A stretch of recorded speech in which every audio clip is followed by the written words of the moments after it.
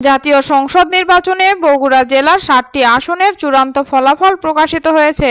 প্রতিটি আসনেই ছিল ব্যাপক উৎসাহ, ভোটার উপস্থিতি ও টানটান উত্তেজনা। এখন দেখে নেওয়া যাক আসন ভিত্তিক ফলাফল। বগুড়া ১, সারিয়াকান্দি সোনাতলা। এই আসনে বিএনপির প্রার্থী কাজী রফিকুল ইসলাম পেয়েছেন ১,৭১,৪৪০ ভোট। অন্যদিকে জামায়াত প্রার্থী মোহাম্মদ শিহাবউদ্দিন পেয়েছেন ৫৭,৯৫৯ ভোট। বড় ব্যবধানে জয় নিশ্চিত করেছে কাজী রফিকুল ইসলাম। বগুড়া ২, শিবগঞ্জ।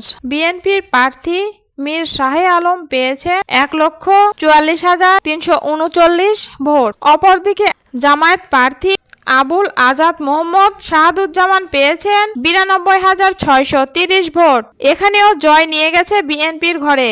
বিএনপির বিজয়। বগুড়া ৩, বিএনপির প্রার্থী মোহাম্মদ আব্দুল মুহিত তালুকদার পেয়েছেন ১,২৬,৬৭৪ ভোট। জামায়াত প্রার্থী নূর মোহাম্মদ পেয়েছে ১,০৯,৬৭৬ ভোট। প্রতিদ্বন্দ্বিতা হলেও শেষ পর্যন্ত বিজয় নিশ্চিত করেছেন বিএনপির প্রার্থী। বগুড়া ৪, কাহালু নন্দীগ্রাম। মোহাম্মদ মোশাররফ হোসেন পেয়েছেন ১,৫৪,৬৯৭ ভোট। প্রতিদ্বন্দ্বী প্রার্থী মোস্তফা ফয়সাল পেয়েছেন ১,০৮,১৯১ ভোট। এই আসনেও বিএনপির বিজয়। বগুড়া ৫, গোলাম মোহাম্মদ সিরাজ।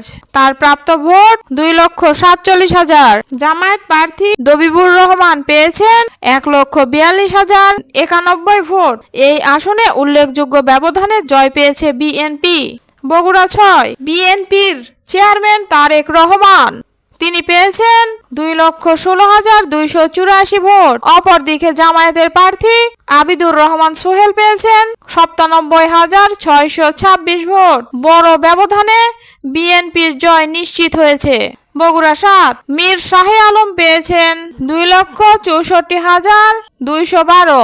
অপরদিকে জামায়াতের প্রার্থী গোলাম রাব্বানী ১,১৬,৬৬৫ ভোট। বগুড়া জেলার ৭টি আসনের ফলাফল বিশ্লেষণ করলে দেখা যাচ্ছে সবগুলো আসনেই বিএনপির প্রার্থী জয়লাভ করেছে। ভোটের ব্যবধানও বেশ কয়েকটি আসনে উল্লেখযোগ্য। সাম্প্রতিক ফলাফল বিশ্লেষণ করলে দেখা যায় বগুড়ার ৭টি আসনেই বিএনপির প্রার্থী জয় পেয়েছে। অনেক ক্ষেত্রে ভোটের ব্যবধানও ছিল অনেক বড়।